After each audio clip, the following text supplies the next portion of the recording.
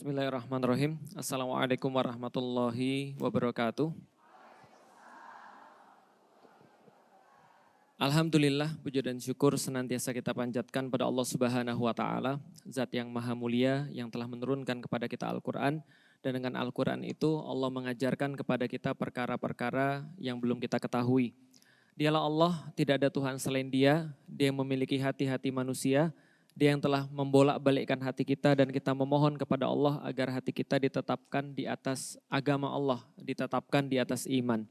Dan semoga Allah senantiasa menunjuki kepada kita kebaikan demi kebaikan, kebenaran demi kebenaran sampai dengan akhir hidup kita.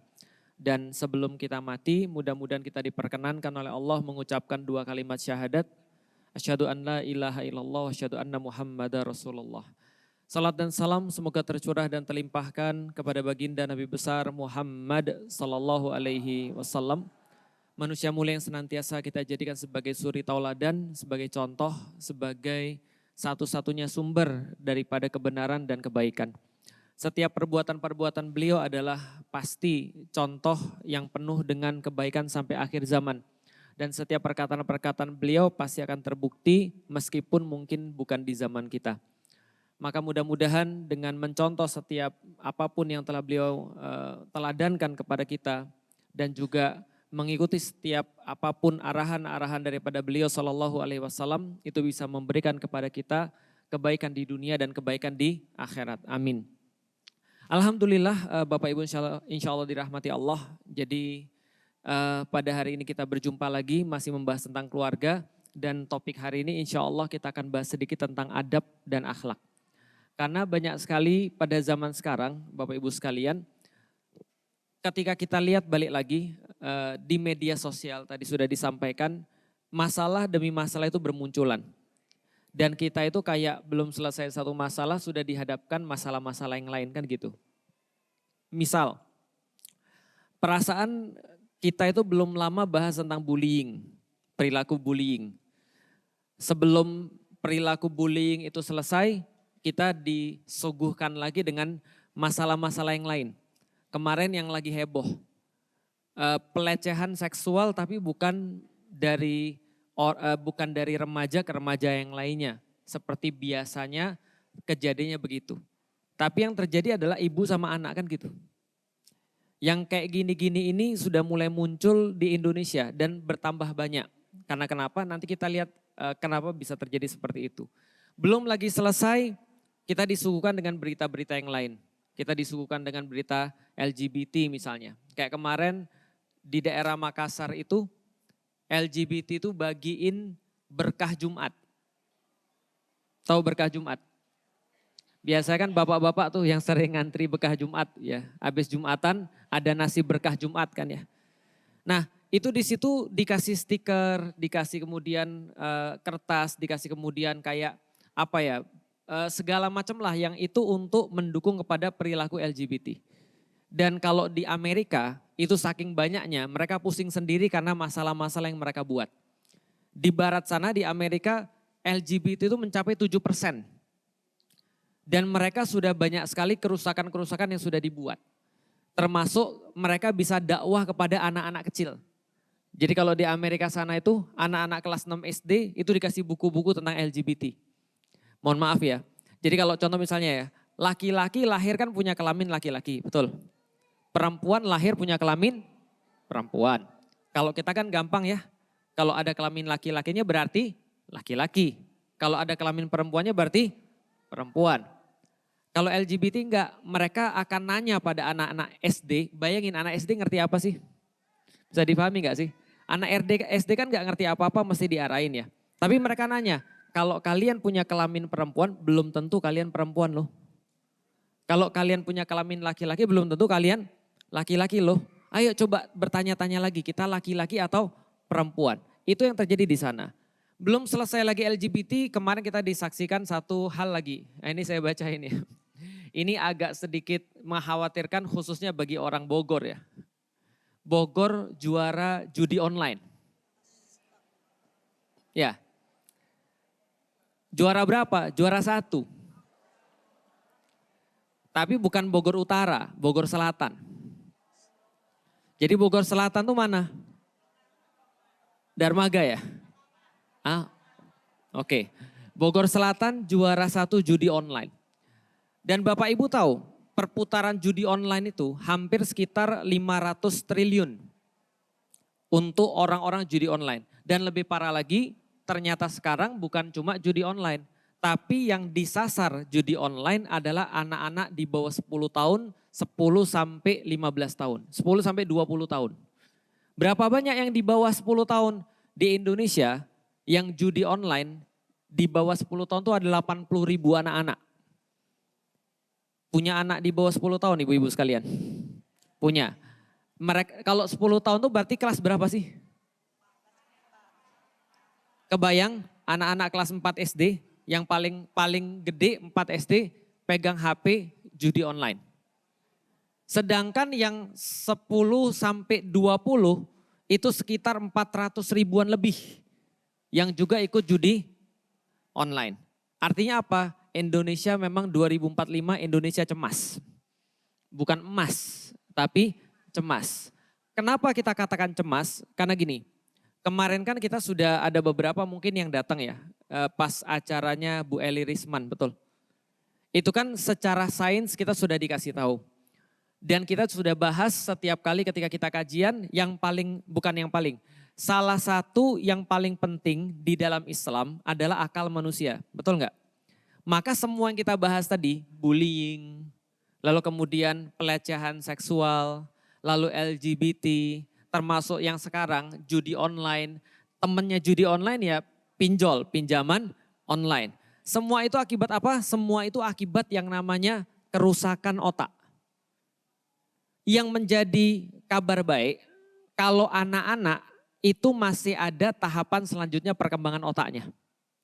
Tapi kalau mereka sudah dewasa, itu rusak, itu lebih sulit diperbaiki daripada anak-anak. Orang anak-anak aja kalau sudah rusak, itu perbaikannya lumayan. Contoh, pernah lihat nggak anak-anak tantrum ketika diambil HP-nya dari tangannya? Ngamuk ya, tantrum. Tantrum itu lebih parah daripada ngamuk. Dia bisa jadi mukul orang tuanya, dia bisa jadi mukulin barang-barang di rumahnya, bisa jadi ngelemparin kemudian segala sesuatu, tantrum. Kenapa tantrum? Karena HP-nya diambil. Itu tandanya otaknya udah rusak. Kenapa kita katakan tandanya otaknya sudah rusak? Karena otak itu ibarat kalau kita naik mobil itu adalah kalau paling gampang ya remnya, itu paling gampang. Kalau mau agak sedikit detail, akal itu adalah yang nyetirnya. Bisa kebayang nggak? Yang simpel aja ya. Mobil adalah kalau kita bicara tentang otak itu adalah remnya. Berani nggak ngendarain mobil tapi remnya blong? Orang remnya blong itu tantrum. Karena dia nggak bisa bersikap ngelihat kondisi. Harus hari ini, pokoknya mau sekarang, nggak mau diambil. Ini tantrum namanya, kerusakan otak. Kenapa kerusakan otak terjadi? Karena handphone. Jadi sekarang tuh banyak sekali kerusakan otak. Nih saya kasih tahu ya, contoh ya. Kerusakan otak yang pertama, ngeklik. Tahu klik? Klik, pencet dan segala macam, itu sudah kerusakan otak. Gimana cara menjelaskannya? Gini, zaman dulu kita ada internet gak? Gak ada. Ibu-ibu dulu bagi raport setiap berapa bulan sekali? Berapa bulan sekali? 4 bulan ya kalau nggak salah ya. Kan catur wulan. Ya kan ya, setiap cawu kan ya. Nah catur wulan, setiap 4 bulan kita bagi raport. Berarti zaman kita nih ibu-ibu sekalian, zaman saya masih mengalami bagi raport. Belum ada digital zaman dulu. Zaman saya atau zaman ibu-ibu sekalian, ingat nggak? Kalau ibu-ibu belajar dengan keras, ibu-ibu nggak dapat hasilnya saat itu juga, benar nggak? Kapan dapatnya? Pas bagi raport. Pas bagi raport, ternyata kita ranking 5, seneng. 5 besar. Atau lihat rapotnya dapat 8 atau dapat 9, senang. Ketika ibu-ibu senang, itu namanya keluar hormon dopamin. Otak mengeluarkan hormon dopamin. Apa itu dopamin? Perasaan senang, itu gara-gara hormon itu. Happy, bahagia, senyum-senyum terus, itu dopamin. Bisa dibayangin ya. Berapa lama untuk dapat hormon itu? 4 bulan. 4 bulan belajar keras, 4 bulan bersabar, 4 bulan gak lihat hasilnya, pas kemudian dapat setelah 4 bulan keluar yang namanya dopamin. Sehat, ibu jadi bahagia, ibu jadi happy. Lalu kemudian belajar lagi 4 bulan lagi ke depan. Lalu dapat dopaminnya lagi kapan? Setelah 4 bulan. Kalau anak zaman sekarang nggak perlu nyari nilai lewat catur wulan. Mereka cukup main game, ngelihat angka-angkanya naik, itu dopaminnya keluar. Mereka cukup ngeklik, dapat like, dapat share, dopaminnya keluar.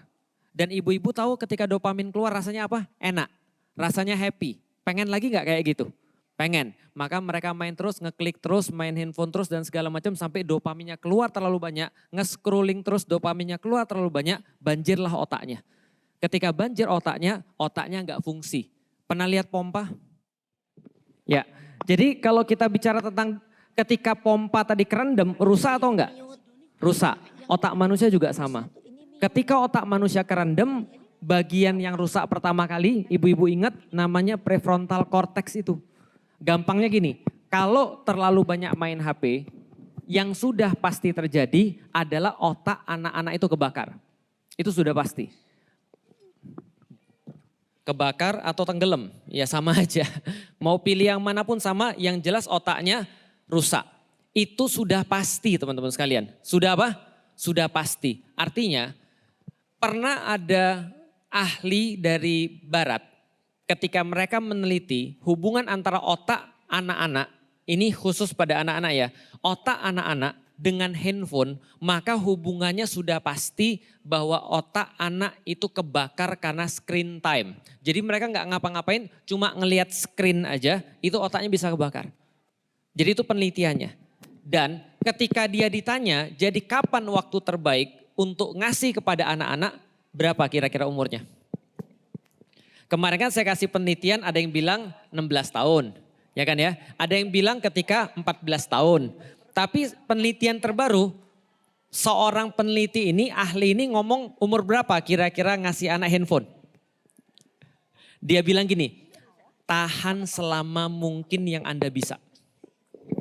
Tahan selama mungkin yang Anda bisa. Jadi kalau Anda bisa tahan sampai 16, tahan sampai 16. Kalau bisa sampai 17, tahan sampai 17. Kenapa? Karena otak anak-anak tuh berkembang sampai umur 26 tahun. Untuk laki-laki. Untuk perempuan. Untuk laki-laki 28. Lebih panjang lagi. Nah kalau rusak sebelum waktunya, jadilah perilaku-perilaku tadi. Makanya ketika kita membahas tentang judi online, balik lagi tentang seluruh fenomena tadi, andaikan hari ini pun judi itu stop, ini anak-anak masih harus diajarin supaya bisa balik lagi normal. Bisa difahami nggak Bapak Ibu sekalian? Kenapa? Karena kerusakannya sudah terlalu parah. Maka apa yang pertama kali harus di-manage? Nih handphone, ini benar-benar harus di-manage.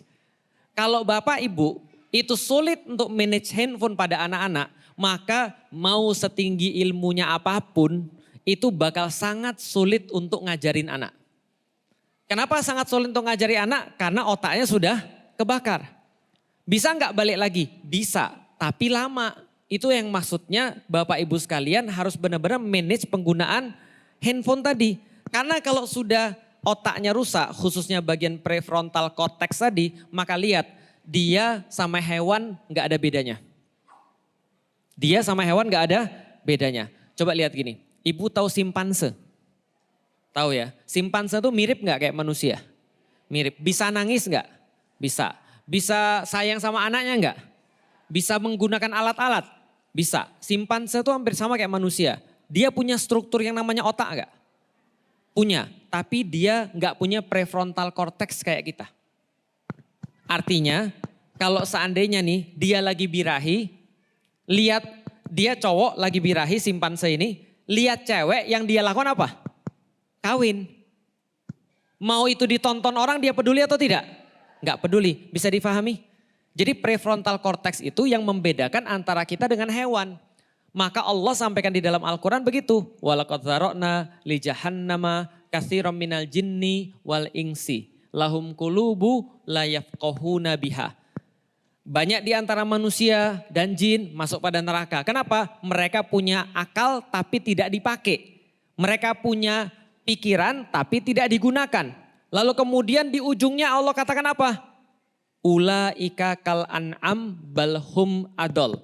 Mereka kalau sudah kehilangan akal, itu seperti apa? Seperti binatang ternak, bahkan lebih rendah. Berarti apa yang harus dijaga benar-benar kalau kita mau ngajarin orang? Akal. Kalau akalnya betul, insya Allah ada chance kita ngajarin orang. Kalau akalnya sudah rusak, itu berbahaya. Nih contoh ya, kita coba bahas satu persatu. Misal ya, judi online. Kenapa orang mau judi? Kira-kira kenapa orang mau judi? Jawabannya betul, otaknya rusak. Itu jelas. Makanya pertanyaan ini, kenapa orang mau judi dan kenapa orang nggak bisa berhenti setelah judi, itu dibahas juga di barat. Di orang-orang barat mereka punya masalah, tapi masalahnya nggak sebesar Indonesia. Nanti kita kasih tahu kenapa. Jadi gini ceritanya, sebelum saya bahas judi ya, saya itu kemarin membahas judi dengan Pak Novel Baswedan, mantan KPK. Dan sebelum saya membahas tentang judi itu, tentu saya cari data-datanya dulu dong. Tentu saya nonton tentang tentang orang-orang pernah judi dan segala macam. Tahu nggak Bapak Ibu sekalian? Kebanyakan orang-orang kalau berbicara tentang judi, mereka bilang kalau kalian punya teman penjudi online, mendingan tinggalin aja deh. Nggak usah diomongin. Kenapa? Diomongin juga percuma. Itu kata mereka. Kenapa? Karena otaknya sudah terlalu rusak. Tapi kita tentunya tidak boleh kehilangan harapan. Tetap aja kita omongin semampu kita. Nah, karena otaknya sudah rusak inilah, biasanya pelaku judi online ini laki-laki atau perempuan? Laki-laki, karena laki-laki lebih mudah menanggung resiko atau lebih mau menanggung resiko. Maka gak heran kalau sekarang orang cerai itu gara-gara judi banyak. Jumlahnya di Jawa Timur, di daerah Bojonegoro itu sekitar 30%. Jadi sepertiga sebabnya itu gara-gara judi online. Dan ada penelitian lagi, orang-orang judi online ini ketika dia berkeluarga, itu setengah daripada pelaku judi online ini melakukan kekerasan terhadap istrinya atau anaknya di dalam rumah tangga. Ini kan ngeri kan? Berapa lagi? Ada data lagi, 20 sampai 80% nyoba bunuh diri. Berarti gak heran tadi kalau ada data, ada orang mau bunuh diri gara-gara judi online. Jadi 20 sampai 80% cenderung mau bunuh diri. Dan 30% coba sudah bunuh diri. Bisa dipahami. Lah kenapa? Karena otaknya rusak. Jadi gini cerita Bapak Ibu sekalian, lihat ya. Ingat tadi saya bilang ngeklik tadi? Ngeklik tadi, ini kan adalah sebuah yang namanya racun. Racunnya apa? Dopamin tadi. Dopamin kalau dia keluarnya normal, bagus. Tapi kalau kebanyakan, ya namanya kebanyakan, minum terlalu banyak ya juga mati. Ya kan ya? Nah dopamin itu kalau normal bagus untuk motivasi, untuk perasaan senang, anti stres dan segala macam. Tapi kalau kebanyakan, lihat ya tadi ketika scrolling, ketika pencet-pencet, ngarepin share, ngarepin komen, ngarepin segala macam, itu kan termasuk toksik ya atau racun tadi, benar kan ya? Apa hubungannya dengan judi? Sama. Makanya judi itu intinya adalah ada 3, dia manfaatin rasa ingin tahu orang. Yang kedua manfaatin rasa takut orang. Yang ketiga manfaatin rasa harapan orang. Harapan salah atau tidak? Enggak salah. Takut salah atau tidak? Enggak salah. Rasa penasaran salah atau tidak? Enggak salah. Tapi kalau dalam maksiat jadinya salah. Contoh, lihat ya. Semua orang pergi main judi biasanya alasannya begini. Enggak apa-apa, aku enggak akan ketipu kok. Aku memang mau main judi cuma sediain 1 juta aja. Mau coba tes saja. 1 juta selesai aku berhenti. Pernah dengar orang-orang ngomong kayak gitu? Batin rasa apa? Penasaran, takut atau harapan? Penasaran.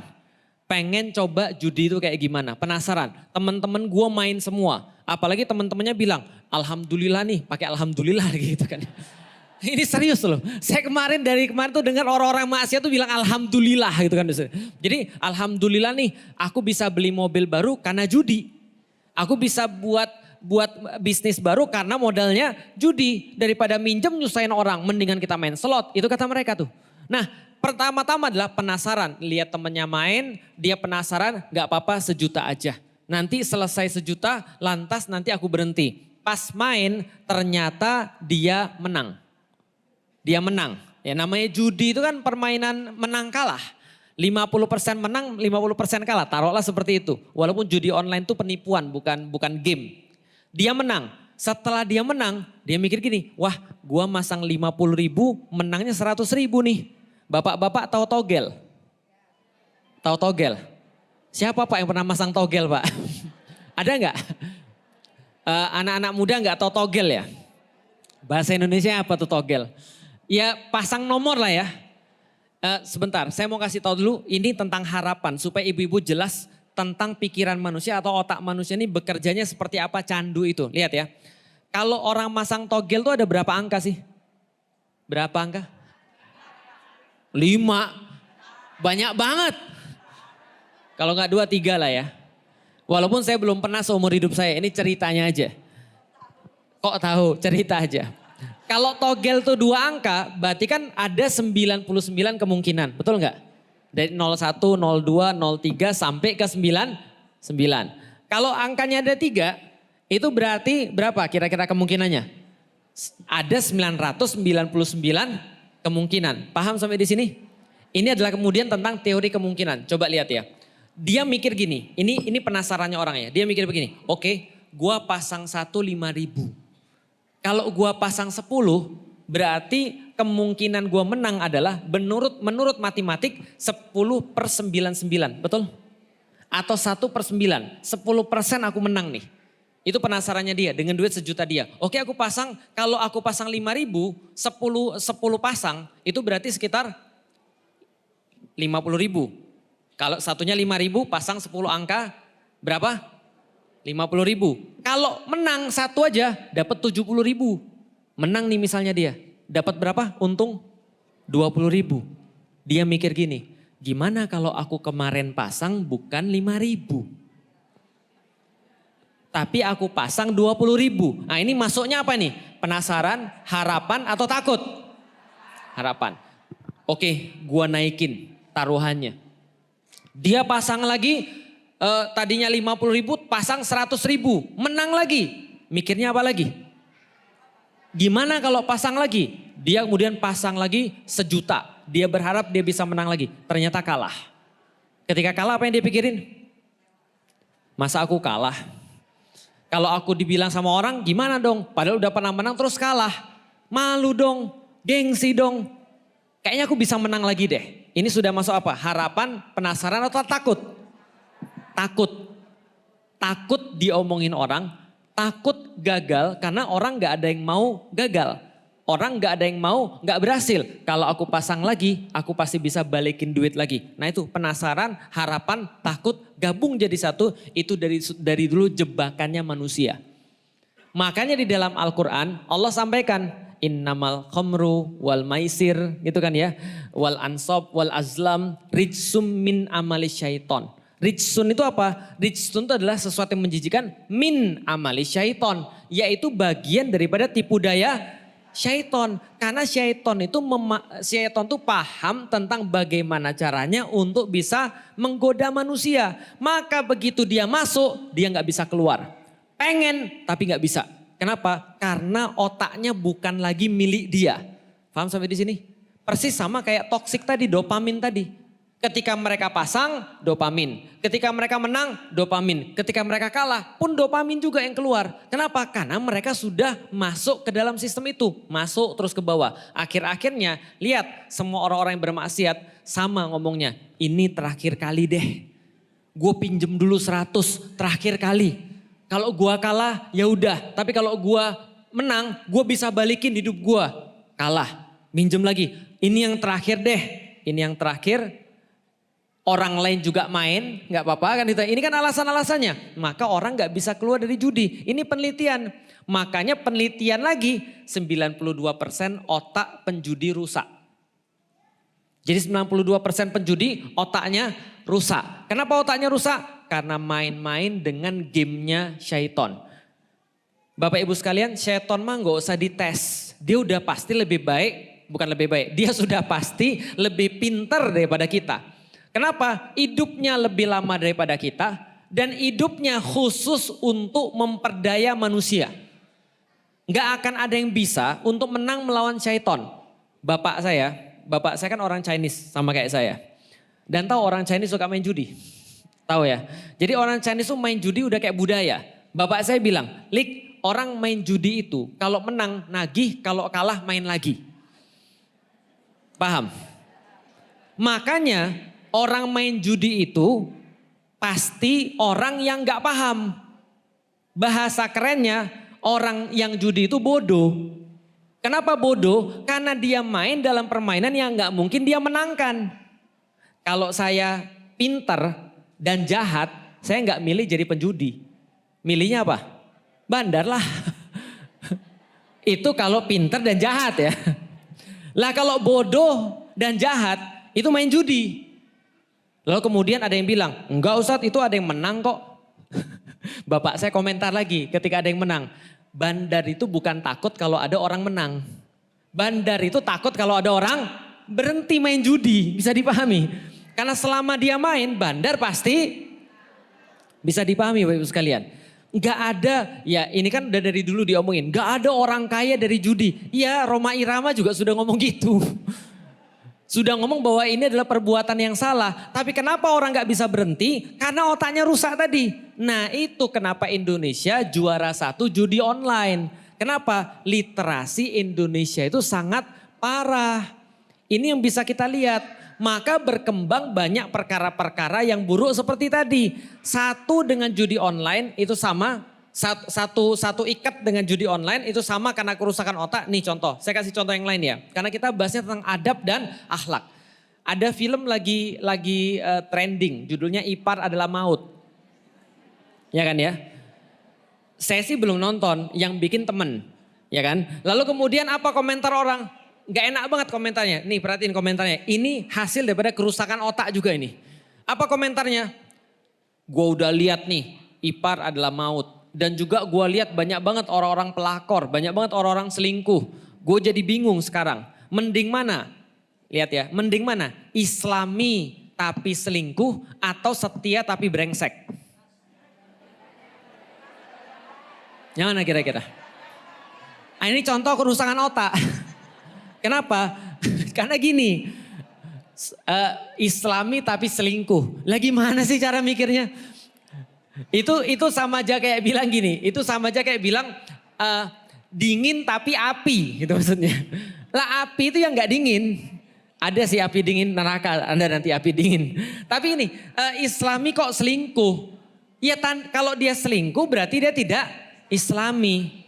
Setia tapi brengsek. Lah kalau dia brengsek gak mungkin, paham gak sih maksudnya? Nah ini kan salah pikir. Kenapa? Karena orang melihat antara adab dan akhlak itu sesuatu yang berbeda. Kerusakan otak tadi. Ini problematikanya. Balik lagi Bapak Ibu sekalian. Nih hari ini kita datang ke acara namanya To Be a Better Family. Tadi saya sudah kasih tahu tentang kerusakan otak. Pertanyaannya gimana cara kita untuk memperbaiki kan gitu sebenarnya. Termasuk kayak tadi nih. Nah jawabannya sederhana. Kalau otak itu bisa dirusak berarti otak itu juga bisa dijaga atau diperbaiki. Gimana caranya? Nih lihat ya. Namanya anak-anak, namanya manusia, siapapun itu punya kemampuan meniru sadar atau tidak sadar. Oke, punya kemampuan meniru sadar atau tidak sadar.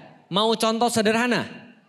Lihatlah, kalau Anda punya kenalan, ibu-ibu yang suka nonton drama Korea, ya pasti cara ngomongnya sudah beda tuh. Ya kan ya, ngomongnya agak monyong-monyong dikit gitu kan ya. Dikit-dikit ngeludah gitu ya. Lalu kemudian ngomongnya agak-agak Korea gitu ya. Cinca gitu misalnya segala macam. Nyongseo dan segala macam. Kenapa? Karena orang tuh niru. Dia nonton berapa episode aja sudah niru.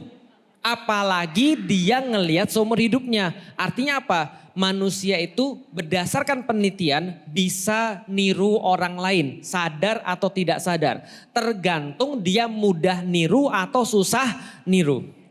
Kadang-kadang yang lebih apes adalah susah niru yang baik, mudah niru yang buruk. Pertanyaannya kalau anak-anak mudah niru yang baik atau mudah niru yang buruk?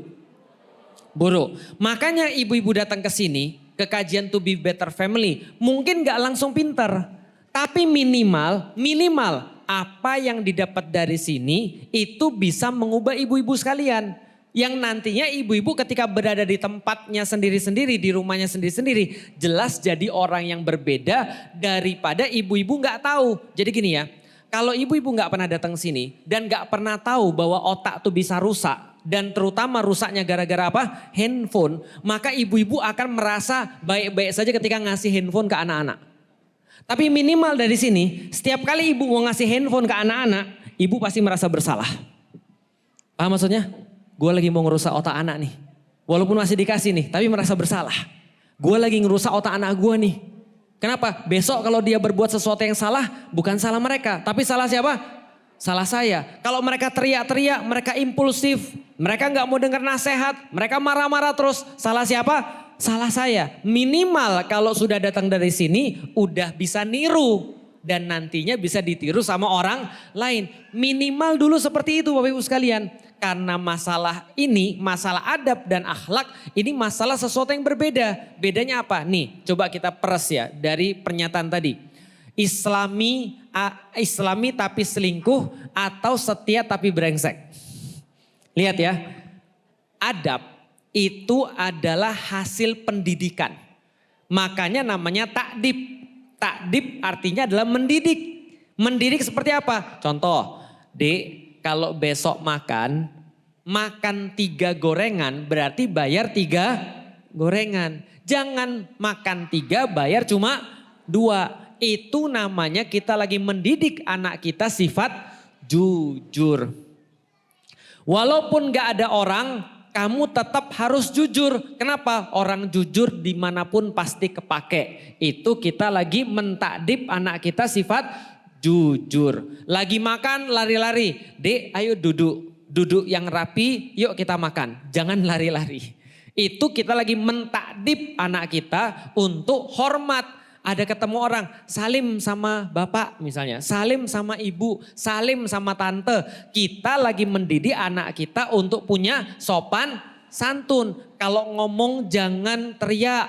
Kita lagi didik anak kita sopan santun. Itu takdib. Kalau akhlak itu beda. Akhlak adalah sebuah sikap dalam ibadah. Atau hasil daripada, atau sikap yang dihasilkan dari ibadah. Itu namanya akhlak. Contoh misalnya ya. Kalau sholat, tanha anil fahsyai wal mungkar. Sholat itu akan menghasilkan akhlak. Bukan adab. Karena adab hasil pendidikan. Sedangkan akhlak hasil apa? Ibadah. Artinya kalau ada orang sholat setelah itu dia nonton film porno. Atau dia sholat setelah itu dia selingkuh. Berarti yang gak benar akhlaknya atau ibadahnya? Akhlaknya gak benar gara-gara ibadahnya juga gak benar. Maka kalau kita ngarepnya akhlak maka ibadahnya harus benar. Karena ibadah benar pasti menghasilkan akhlak. Berarti ada nggak Ustadz? Kalau orang beradab tapi tidak berakhlak? Banyak. Makanya ada banyak orang jujur tapi tidak punya akhlak. Ada banyak orang sopan tapi tidak punya akhlak karena tidak beribadah. Sebaliknya ada nggak Ustadz? Ada juga. Ada orang-orang punya akhlak tapi dia nggak punya adab. Ada juga. Contoh nih misalnya, dia sholat dengan baik, tanha anil fahsyai wal munkar. Dia nggak berzina, dia nggak menipu, dia nggak berbuat buruk, tapi nyebelin. Ada nggak? Ada. Tapi nggak punya etika, ada nggak? Ada. Kalau ngomong buat orang marah, ada nggak? Ada. Nah ini namanya akhlak nggak ada adab. Lah kita pengennya apa? Dua-duanya. Maka pertanyaan tadi jadi aneh. Karena kenapa? Karena kalau kita didik anak kita dengan beradab dan berakhlak, maka jadinya dia pasti setia dan tidak selingkuh. Bisa dipahami, juga tidak brengsek. Gitu maksudnya. Kenapa? Karena itu adalah pendidikan. Nah pertanyaannya bagaimana cara mendidiknya tadi? Cara paling mudah tadi adalah pertama, jauhkan yang merusak otak. Jauhkan yang merusak otak. Oke, kalau gitu sekarang kita coba jelasin lebih lanjut tentang hormon ya. Hormon dopamin tadi dapatnya dari mana? Dari ngeklik, dari nonton, segala sesuatu yang menghasilkan, ingat baik-baik di kepala, yang menghasilkan rewards atau hadiah. Itu dapatnya dopamin. Contoh, ibu ngasih anak ibu sepeda. Itu apa? Dapat apa? Dopamin. Rewards instan itu dopamin. Pujian itu dopamin. Tapi anak zaman sekarang itu sudah nggak perlu dipuji-puji lagi. Kenapa? Udah kebanyakan dopamin dari handphone. Maka harusnya handphonenya dihilangkan, ibunya yang muji. Itu baru benar. Dopamin ini merusak. Apalagi kemudian aktivitas-aktivitas berbahaya yang memunculkan dopamin. Pornografi. Apa? Pornografi. Jangan biasain anak-anak lihat pornografi. Itu yang kedua. Yang ketiga, makanan. Makanan juga sama tuh. Itu membuat rusak anak-anak. Hati-hati, makanan-makanan yang haram. Narkoba, itu mempengaruhi otak langsung. Ya kan ya? Dan apa yang semisal dengan narkoba?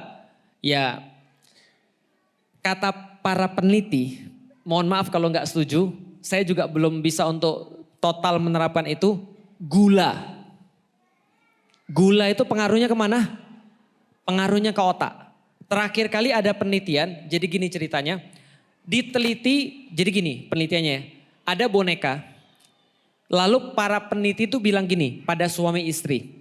Kalau kamu lagi kesal sama pasanganmu, boneka ini ditusuk 1 jarum. Ditusuk 1 jarum, kayak boneka voodoo gitu, tahu kan ya. Jadi ini boneka kalau lagi kesal sama istrimu, tusuk 1 jarum. Ternyata diteliti beberapa banyak pasangan suami istri, setelah diteliti pas mereka dapat sebulan ke depan itu jarum semua tuh bonekanya. Tapi bukan itu penelitiannya. Setelah diteliti ternyata yang sakit gula lebih banyak jarumnya daripada yang gak sakit gula. Paham maksudnya sampai di sini? Artinya apa? Gampangnya Anda mengkonsumsi terlalu banyak gula itu berpengaruh ke emosi.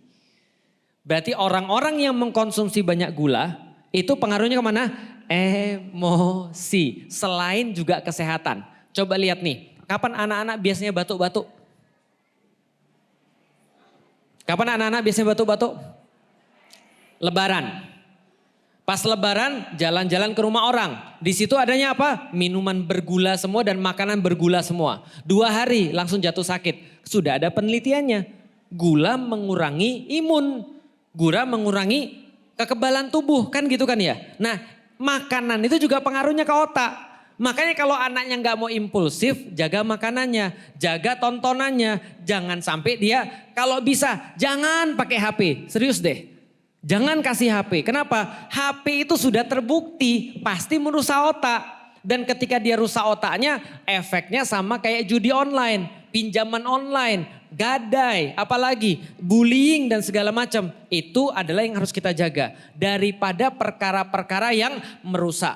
Apalagi perkara-perkara yang merusak. Nih, karena anak-anak adalah peniru yang baik, please awasi sama siapa mereka main. Karena kenapa? Sama siapa mereka main itu menentukan banget mereka akan jadi apa. Memang agak sulit ya. Karena kita kan nggak tahu anak kita main sama siapa.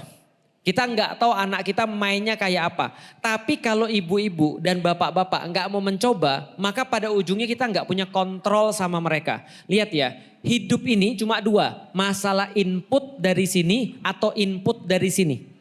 Input yang jelek sama input yang bagus. Itu berantem terus setiap hari di kepala anak-anak kita.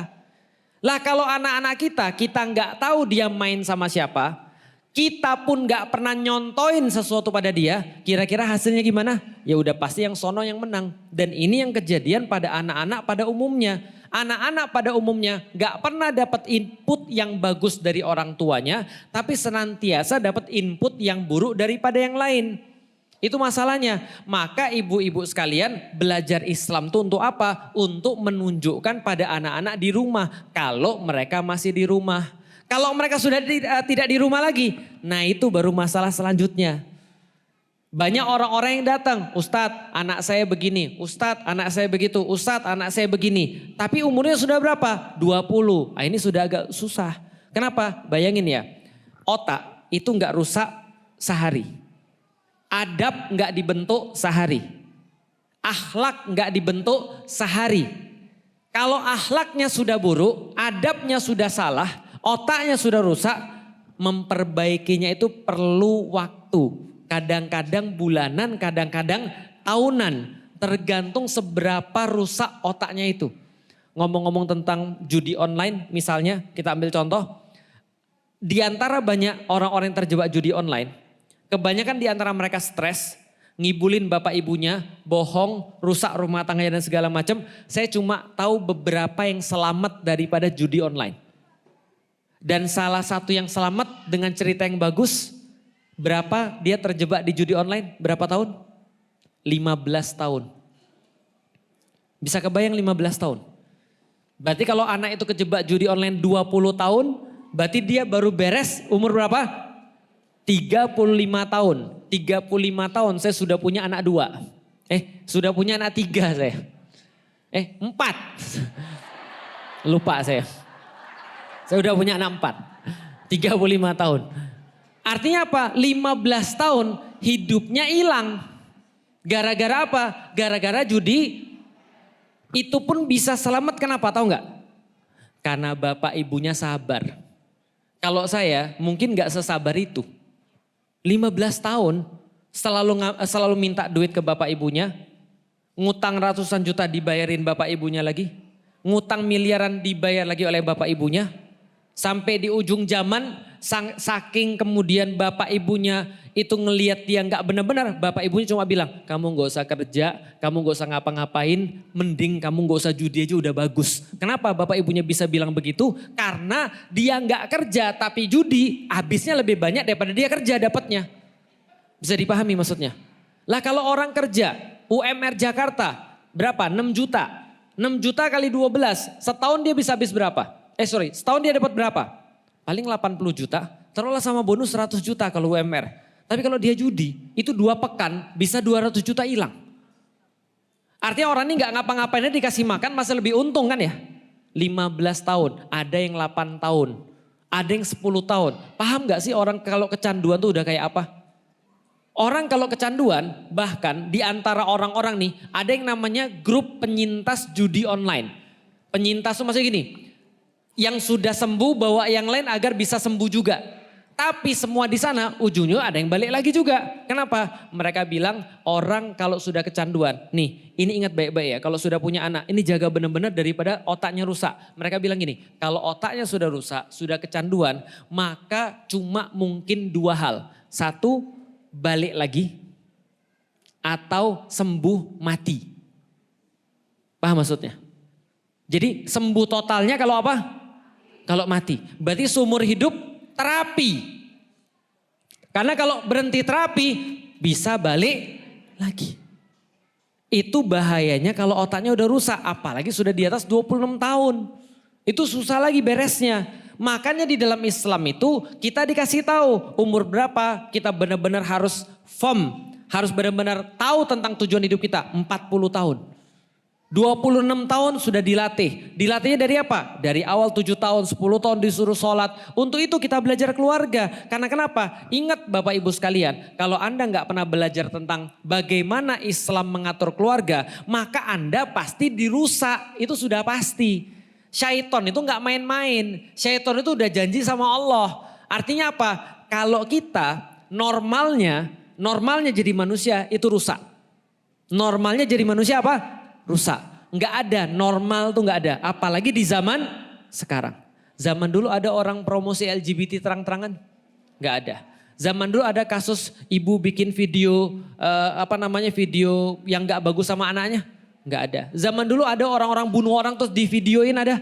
Nggak ada. Tapi zaman sekarang ada. Makanya untuk itulah pengajian tuh harus lebih sering. Maksudnya lebih sering itu adalah pengajian tuh harus lebih serius. Karena zaman dulu juga pengajian nggak sebanyak ini. By the way, ngomong-ngomong, pemerintah ketika ngelihat judi online semakin merajalela kayak gini, apa solusinya? Ujung-ujungnya nyuruh pemuka agama, kan gitu. Padahal ketika ada yang baik-baik, pemuka agama nggak dilibatin. Tapi ketika sudah ada masalah, baru pemuka agama. Padahal kemarin ya, coba kita lihat ya, memang ini masalah kita, tapi ya udahlah ya. Cuma pengen ngasih tahu aja Bapak Ibu sekalian. Coba bayangin, judi online tuh sudah terdata atau belum? Sudah. Menkominfo sudah ngeblokin situsnya belum? Sudah. Katanya ada 500 ribuan situs sudah ditutup. Tapi semua orang yang main internet tahu satu situs tumbang atau satu apps tumbang itu bisa diganti dengan satu klik ada 1000 apps. Itu gampang banget. Maka kalau cuma ngeblokin app sama situs itu nggak serius. Harusnya apa? Kemarin kita ngomong sama Pak Novel Baswedan, dia bilang kalau andaikan pemerintah mau, itu rekening itu bisa dilacak. Kepada siapa itu orang sudah tahu. Masalahnya kita itu bukan bisa atau tidak bisa, tapi mau atau tidak. Sampai kita iseng-iseng nanya, kalau andaikan negara ini mau nanganin judi online, berapa lama beres? Kira-kira berapa lama? Berapa lama dikasih tahu? Seminggu bisa beres. Karena data-datanya sudah jelas, rekeningnya sudah jelas, aliran duitnya sudah jelas kemana. Berarti karena belum bisa, atau bukan belum bisa, belum mau, ya sekarang tergantung Bapak Ibu sekalian. Sekarang tergantung kita sebagai komunitas. Mau nggak kita itu untuk memperbolehkan orang-orang kayak gini. Kalau sudah satu dibolehin, yang kecil dibolehin, maka tunggu tinggal yang besar muncul. Kemarin tuh di Medan. Ada orang ngelaporin judi di tetangganya. Tahu hasilnya apa? Rumahnya dibakar, dia sama keluarganya kepanggang di situ. Masalahnya Bogor ini judi online nomor berapa? Dan mungkin ada anak-anak kita juga pelakunya, tetangga-tetangga kita juga pelakunya. Lah kalau itu dibiarin terus mereka yang tambah kuat, yang dibakar kita bukan mereka. Ingat ketika zamannya Nabi Lut? Ketika kita sekarang nih di Indonesia, kita nggak suka sama LGBT, kita nggak boleh LGBT, mungkin kita masih banyak. Tapi di zamannya Nabi Lut nggak setuju dengan LGBT, Nabi Lut yang kena usir. Bisa dipahami Bapak Ibu sekalian. Nah itulah pentingnya amar ma'ruf nahi munkar. Artinya kita kembali lagi soalan keluarga. Keluarga itu memang nggak mudah.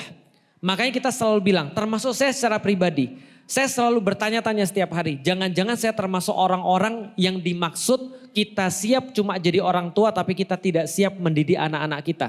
Karena anak-anak kita itu berat. Kenapa kita katakan berat? Nih lihat nih, ibu-ibu sepakat nggak kalau saya bilang kita itu adalah hasil pendidikan yang mungkin tidak terlalu baik. Benar nggak? Meskipun kita tidak nyalain orang tua kita ya. Kita yakin orang tua kita berusaha yang terbaik yang mereka mampu. Dan mereka dapat pahala karena itu. Betul nggak? Tapi akui dulu bahwa kita itu bukan hasil pendidikan yang ideal. Karena kalau pendidikan kita ideal, kita nggak nyungsep seperti ini. Gitu maksudnya. Artinya niatan baik orang tua kita dulu belum tentu bisa menghasilkan generasi yang ideal. Karena mungkin pembelajarannya nggak ada. Tapi ingat orang tua kita dulu tidak ada handphone. Orang judi dulu nggak ada handphone. Nah sekarang ibu-ibu sekalian minimal ibu-ibu sudah datang ke pengajian. Sudah tahu pendidikan itu penting. Dengan niatan yang baik ada handphone yang bantu belajar untuk Islam. Tapi gara-gara handphone juga kita sekarang tantangannya lebih berat. Apa kesimpulannya? Kesimpulannya keluarga kita itu cuma bisa dijaga dengan Islam. Nggak percaya? Tanya sama negeri lain. Mereka punya solusi apa? Tanya sama negeri-negeri yang lain. Mereka punya cara untuk lewat daripada masalah-masalahnya dengan apa? Lah kayak negara kita ujung-ujungnya adalah apa? Pemuka agama. Ujung-ujungnya ayo coba didakwain supaya mereka tuh sadar bahwa judi itu adalah sesuatu yang buruk. Walaupun ternyata mereka bisa melakukan judi itu dihapuskan tapi pemerintah juga nggak mau sampai dengan sekarang. Nah setidaknya kita tahu bahwa agama itu penting. Karena zaman dulu karena kemarin-kemarin orang bilang agama tuh nggak penting. Karena zaman sekarang sudah zaman modern. Ternyata zaman modern nggak bisa bahkan menyelesaikan permasalahan judi online, pinjaman online dan segala macam. Oke kalau ada pertanyaan kita persilahkan.